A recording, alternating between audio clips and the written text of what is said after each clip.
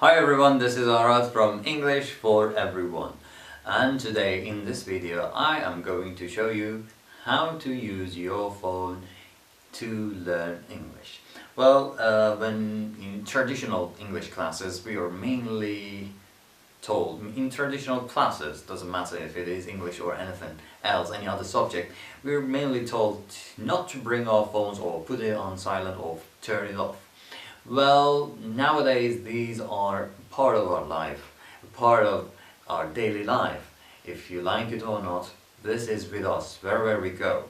And it can be a good help in the way of learning the language, especially English, because lots of things are there on internet about English. So why should we eliminate this? Why should we omit this? Why should we be away from this when we can learn lots of things from this? So instead of putting it aside, we better control the usage and use it in a better way. Let me start with one of the questions that I am frequently asked. Lots of my students ask me, what is the best dictionary for Android or for iPhone, or I am using this device or that device? What is the best dictionary? Well, I myself do not use any dictionaries. I do not have any dictionaries installed on my phone. I do not know them. But if I have a question, if I come across a question, I just Google it. Okay? And these things, these dictionaries, you might know a good one, you might know some good dictionaries. You can recommend the ones that you like below the video in the comment section so that others can find it.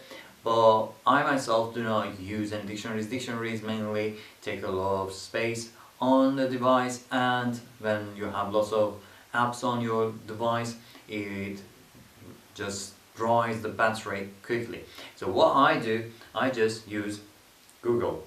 Okay, on my applications I've got Google. Doesn't matter if you're using Android, iPhone, whatever, or Mac, I mean. So iPhone, Samsung, HTC, whatever you're using, you've got this.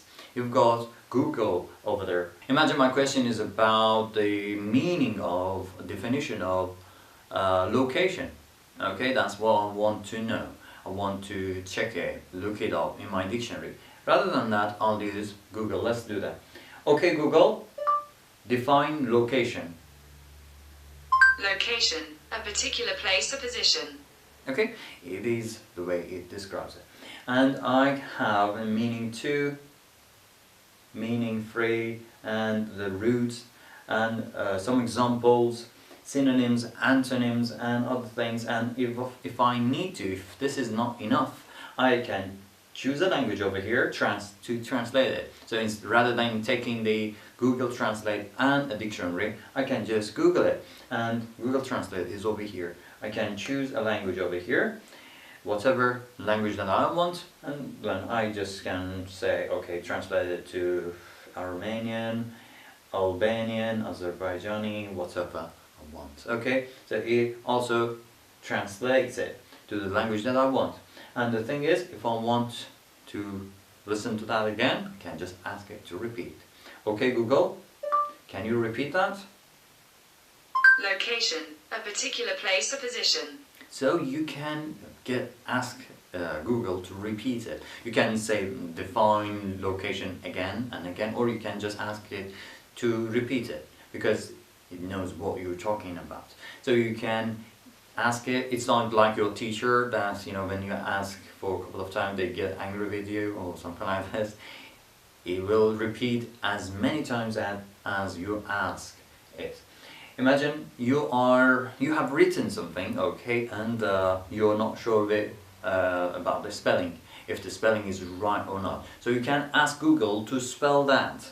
While you are looking at your writing, you can listen to Google and check if your spelling is correct. Okay? Okay, Google, spell autumn. Autumn, A-U-T-U-M-N. Okay, so if you haven't got that, if you want to check it again, if you want to double check it, you can ask again. Okay, Google, can you repeat that? Autumn. A-U-T-U-M-N. Alright, then you can do this again and again and again and check your spellings. Alright, and if this is something, sometimes it's not just a word that we want to check. Sometimes we need to check the spelling of lots of words because we are writing an email or a text message. We can just ask Google to write that for us. For example, I say, okay Google, write an email to John Town. Email John Town? Sure. What's the message? How is the weather over there? Got it. Do you want to send it or change it? Cancel it. Okay, no problem. Okay, what I did, I just asked Google to write my message. If I imagine it's much longer than that, okay, not just about the weather, but if I have a long one and I have lots of words that I'm not sure about dictation, the spelling, I can just come and ask, spell weather, spell how, spell this, spell that. I just can ask it and it will do that for me.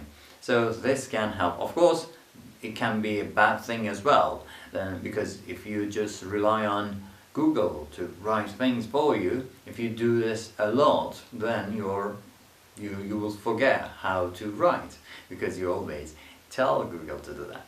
But you can use this just to make sure about the words that you are not sure really. You just need to check it. You want to double check because you don't want to have a mistake when you're writing to your boss or when you're checking your CV or something like this.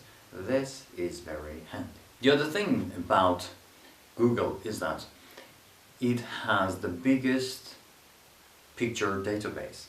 Any picture anywhere on internet can be accessed by Google, nearly everything. Okay, with some dictionaries you might ask for pictures of, I don't know, some place, but it's not available. But if you ask Google, you will definitely find that. So I want to, for example, I have asked for definition of autumn. Okay Google, define autumn. Autumn, the season after summer and before winter, in the northern hemisphere from September to November and in the southern hemisphere from March to May. Okay, this is the definition. This is what is explained, and I might not, maybe I haven't got it, or I want to stick it to my mind in a different way. So I like to see some photos, then I can ask Google for that as well. Okay Google, show me some pictures of autumn. Autumn, here you go. Here we go. We've got some pictures over here. Some pictures can help. When we learn a new word, we might learn it through the definition, through the translation. But if we check a couple of photos, couple of images, it can help in storing the word. For example, the word daisy, I've got it, but I need to see the word. Okay, okay Google, show me some pictures of daisy. Daisy, here you go. Here we go. If it's explained, a flower like this and that, I might make a mistake. I might think it is talking about a different flower, but when I ask Google, it shows me some pictures of daisy, and this is now in my mind state. Confirmed. Okay, so you can get help from Google. Some dictionaries would not give you pictures, or if they give, it's very limited. The other thing about Google is that it has access to any other website as well. So when you search for something like the one that I just did, it also not just shows the Google search, also shows you the websites that are in that regard. Maybe a film is called Daisy, maybe, I don't know, whatever that has got Daisy in it, okay? Or, let me show you another thing. For example, okay Google, what's the name for beautiful? Here is information from EC English Language Centers. Okay, it now shows me that Beautiful is adjective, beauty is a noun, crazy is an adjective, craziness is the noun. So it search other websites and find the information that you're looking for.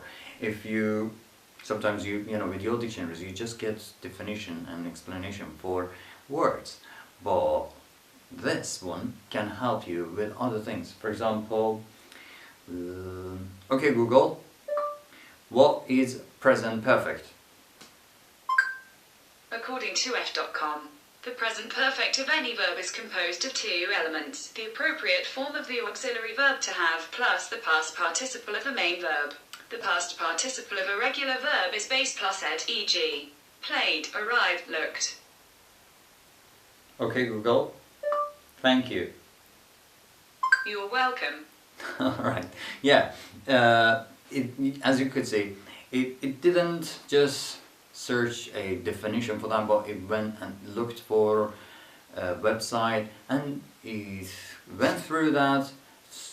If I'm not, if I do not like that, or that's not enough, I haven't got it, I can go to the website that is recommending and then do some exercises over there, maybe see some examples made and other things, and it never ends. So you can ask your questions and you get the answer. You can ask for synonyms, you can ask for antonyms, you can ask for spelling, for definition, for etymology, anything, okay, in regard the word or the thing that you want to study. So you can get help from your phone more than what you get now, and use it as a help rather than a distraction, because most of us have our phones as a distraction when it comes to studying, but it can be something that helps studying, okay?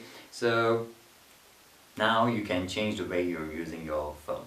Anyway, I hope this has been helpful. You might find it very old, very useless because you knew all of these already, I know, but yeah, these were things that I use sometimes. I come across some friends that they are amazed, oh, I didn't know that Google does that. So it can be helpful for some other people, maybe, I don't know. I hope you've enjoyed it and you have found it useful, and I'll see you in the next video. Till then, bye bye.